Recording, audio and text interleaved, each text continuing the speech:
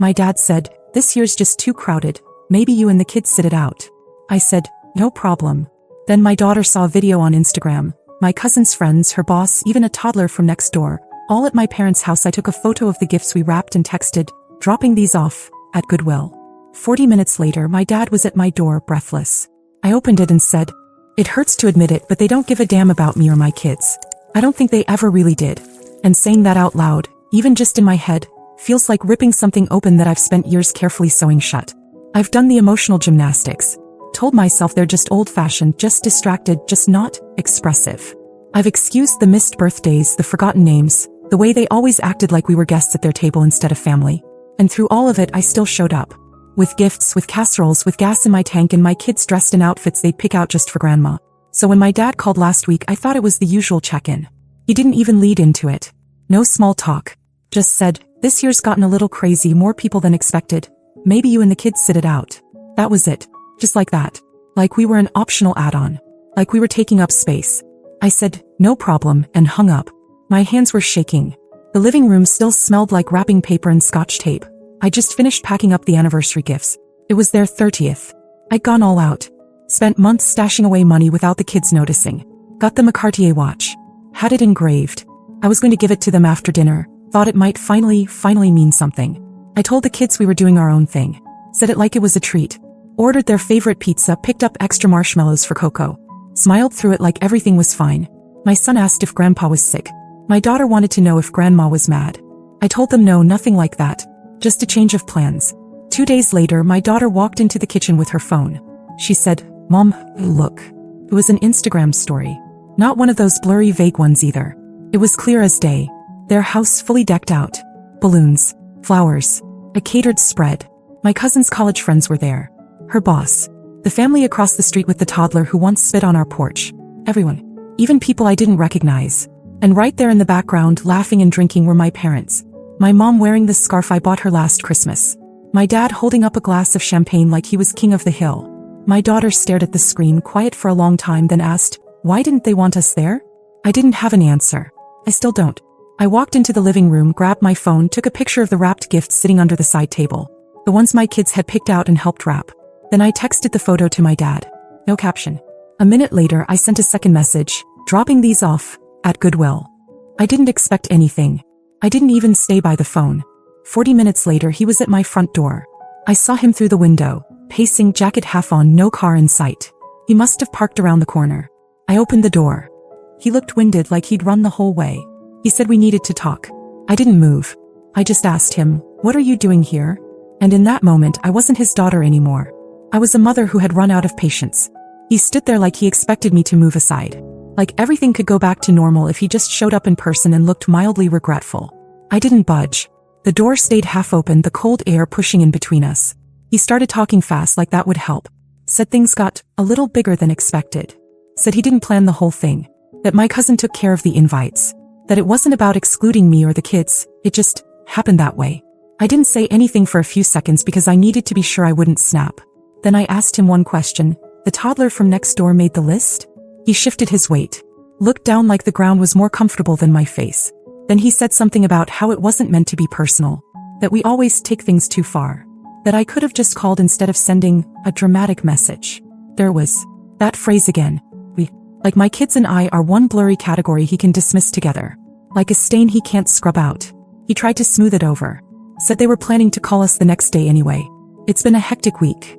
He even said we could come by for cake that weekend. As if my daughter didn't already watch him give a toast without her. As if my son didn't already ask why Grandpa didn't want to see his drawing. So I told him about the watch. About how it took me months of cutting back, picking up extra shifts, saying no to things the kids wanted. I didn't want pity, I just wanted him to feel it. To know I gave him something real and he gave us nothing. He went quiet. That kind of quiet where you know the apology isn't coming. Then finally he said it. "You didn't have to do all that. Not thank you. Not sorry. Just a flat little reminder that everything I ever do for them is unnecessary in their eyes." That's when my daughter appeared behind me. She had socks on and was holding one of the gift bags, the one with the mug she made my mom in art class. She didn't say anything for a second, then asked, "Is Grandpa here to take the gifts now?" My dad looked at her like she was someone else's child. Didn't even try to kneel down or hug her or say hi. Just stared like she'd caught him doing something embarrassing. I said, "No." He's not taking anything. And I closed the door. He stood there for a second. I watched through the peephole. He didn't knock again. Just stood still for a moment, then walked off down the driveway. He didn't drive. I think he parked a few houses down so the neighbors wouldn't see his car. That's the kind of man he is. More embarrassed by a scene than ashamed of what caused it. The next morning, I woke up to a wall of text from my mom. Said I had crossed a line. Said I blew things out of proportion. That my tone was completely inappropriate, and I'd hurt their feelings. Then she said something that stuck with me all day. Maybe it's better if we take some time away from each other. She didn't mention the kids once. That's when I made my decision. I took the Cartier watch out of the box and drove to the store to return it. I had to argue with the associate about the engraving, but eventually got most of the money back. Enough to fix the water heater. Enough to maybe take the kids somewhere for the weekend. They didn't want our gifts. Fine. They wouldn't get anything from us again. After I returned the watch, I expected silence. That's how it usually went. They'd go quiet, wait for me to feel bad, then slide back into my life like nothing happened. I thought maybe this time would be different. Maybe they'd actually think about what they did. Maybe they'd say something to the kids. But I should have known better. The message came 4 days later. No apology. No checking in. Just a short text from my dad. Are you still sending the mortgage this month? Not even a question mark. I stared at it like I didn't understand the words. Like they couldn't possibly be that oblivious. That's selfish. For the past 4 months, I'd been quietly paying their mortgage. No fanfare. No announcements. They never asked me outright. Just made vague comments about tight months, and bad timing, and how everyone's feeling the squeeze lately. I didn't tell the kids, didn't even tell my friends. I just did it. Because I thought that's what family does. Even when it isn't returned. Even when it hurts. I didn't respond. That evening I got another message. This time from my mom.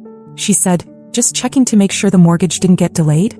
We need to get the payment in by Friday. As if nothing had happened. As if I hadn't stood in my own doorway telling their granddaughter they didn't want our gifts. I sat at the kitchen table for a long time, staring at my bank app at the money I'd been setting aside like clockwork. It hit me then, how automatic it had become. How they'd come to expect it. How I was being used not just for convenience but for emotional leverage. And they never even pretended to respect me for it. So I texted back, no, I won't be sending it anymore. No explanation. No opening for a conversation. Just a line they couldn't cross anymore. My phone rang immediately. I didn't answer. Then my mom sent a flood of messages, asking why I was suddenly changing things, why I was bringing money into personal matters, how I could be so cruel over one misunderstanding. Said I should think of how this would affect the kids. Like she hadn't just written them off 2 weeks earlier. I didn't answer any of them.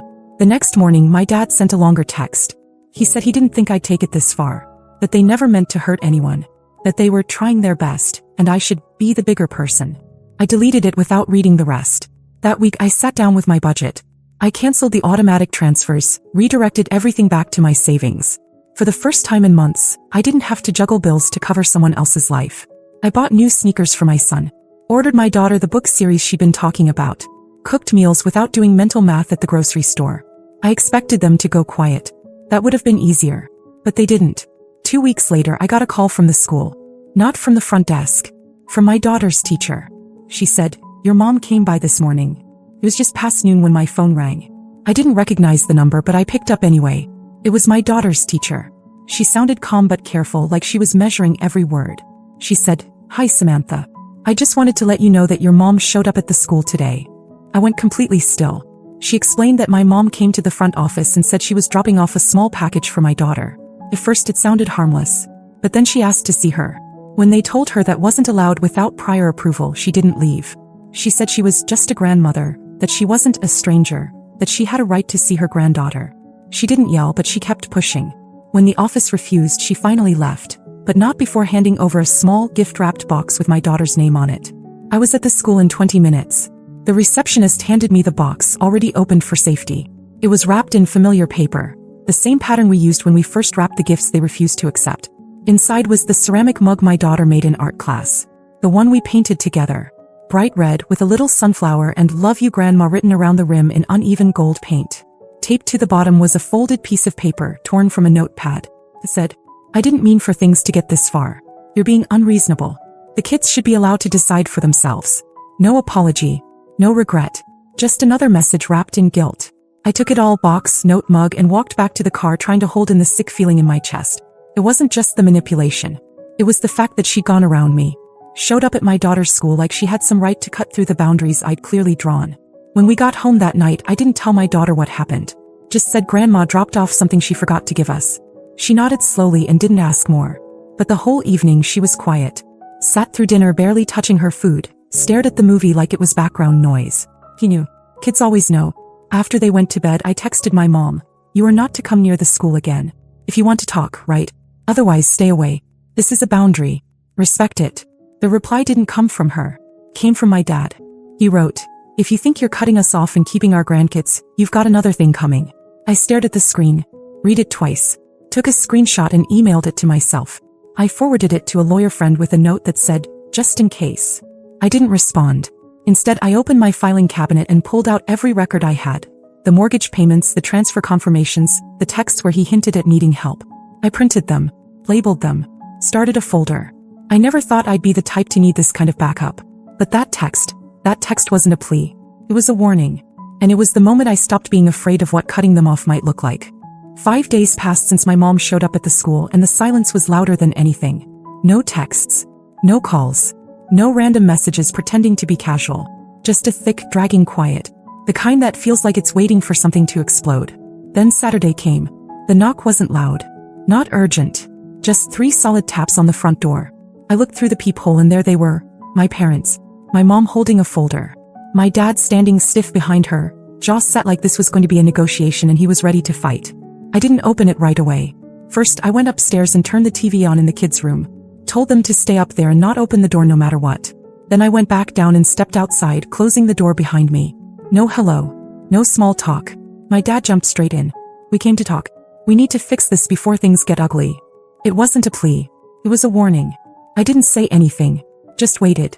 My mom handed me the folder. I opened it. Inside were 2 envelopes, each labeled with my kids' names. The handwriting was hers, in those tight little letters she uses when she's trying to be taken seriously. She said they were letters, just to explain our side of things. That they didn't want the kids to think they'd been abandoned. I told her they had no right to send anything directly to my children. That what happened wasn't a misunderstanding. It was a decision. A pattern. One that had gone on for years and finally hit the wall. Then she said something that made my stomach turn. "We didn't think you'd actually go through with this. You always forgive." That's what it was. That's why they pushed and pushed. They believed I'd always be there. That I'd eventually cave, show up with an apology casserole, bring the kids over like nothing happened. They counted on me being soft. My dad finally spoke again. Said, "We've been under pressure. The mortgage is behind again. If you're really cutting that off, it's going to destroy us." There was the real reason they showed up. Not for the kids. Not for an apology. Not even for reconciliation. Money. I said, "You'll figure it out. Just like I have." He looked at me like he was seeing me for the first time. Then his voice dropped into that bitter, defensive tone I knew too well. "You're punishing your own parents over a party. Do you know how ridiculous that is?" I laughed once. Not because it was funny, but because I couldn't believe they were still trying to spin it. This isn't about a party. It's about a lifetime. They left not long after. No explosion, no slammed doors. Just a tight-lipped retreat. I stood on the porch and watched them walk to their car without looking back. That night, at exactly 9:03 p.m., my mom texted, "You've made your decision. I hope you're proud. We won't be reaching out again. Don't contact us unless it's an emergency." I stared at it. It didn't even hurt the way I thought it would. I didn't cry. I didn't panic. But I did feel something break loose inside me. Something old. Something I'd held on to for too long. Later, as I was tucking the kids in, my daughter wrapped her arms around me and whispered, "Even if they don't come back, we're okay. We have you." My son mumbled, already half asleep, "We have the fun house now." I kissed their foreheads and turned off the light. And I realized, they were right. We were okay. It's been just over 3 weeks since that last message. Since they drew their line in the sand and told me not to contact them unless it was an emergency. No one has said a word since. No surprise calls. No vague texts pretending everything's fine. No cards for the kids. No curious questions passed through relatives. Just nothing. And I won't lie, at first the silence felt like something was missing. Not them exactly. Just the noise I was used to. The constant tension. The watching and waiting for the next jab dressed up as concern. When it stopped, it felt like walking through a house he used to live in. Quiet but heavy with memories. I've had to remind myself daily. This is peace. Not loneliness. Not a cold war. Just peace. The kids adjusted faster than I expected. Maybe because they were already halfway there before I even noticed. My daughter's been writing these little stories and taping them to her wall. Stories about a girl and her magical dog who can travel through time. She told me the other night that the girl always wins because she remembers who she is, even when people lie to her. My son built a fort in the living room out of blankets and chairs. He says it's the no sad people zone. They eat snacks in there and watch old cartoons, and every time I peek in I think about how lucky I am that they didn't let bitterness take root. They still laugh. They still believe in good things. A few nights ago I found the box of gifts we'd wrapped before all of this. I thought I'd donated everything, but apparently one bag got pushed behind the coats in the closet. Inside was a frame my daughter made with a photo of the four of us, from 2 years ago, back when things still felt fixable. She had decorated it with tiny foam hearts and glued a note to the back. For Grandma and Grandpa's anniversary. Please don't cry. I sat on the floor for a long time holding that frame. Not crying. Just sitting with everything. It was never just about that party. It was about years. Years of being sidelined, of being useful but not seen. Of showing up with kids in tow and hope in hand, only to leave feeling like I'd crashed someone else's holiday. And the truth is, if I hadn't pulled away this time, they would have let it happen again. And again. And again. They're not reaching out because they miss us. They're staying silent because they lost control. I finally stopped being the daughter who swallowed it all and smiled. And that's not the version of me they know how to love. Still, it hurts. There are moments when I want to send a picture of the kids playing in the snow, or forward a silly video, or share a birthday invitation. I catch myself reaching for my phone and then I stop. Not out of anger, but because I remember what they did when they had the chance. They turned their backs. And now they're pretending they're the ones who've been wronged. So this is where it stands. I'm not making any promises. I don't know what will happen next year or the year after that. I don't know if they'll reach out when things get harder, or if they'll let pride bury what little relationship we had left. But I do know this. If they ever want to come back, it won't be to the same door they walked away from. It'll have to be different. Or not at all. For now it's just me and the kids. Pizza nights. Pajamas all day on Saturdays. Homemade decorations and music too loud and cookies we always burn a little. It's not perfect, but it's real. And it's ours. So maybe this is the last update. Or maybe not. Either way, thank you for reading. We're okay now. Really okay. And for the first time in a long time, I don't feel guilty for saying that.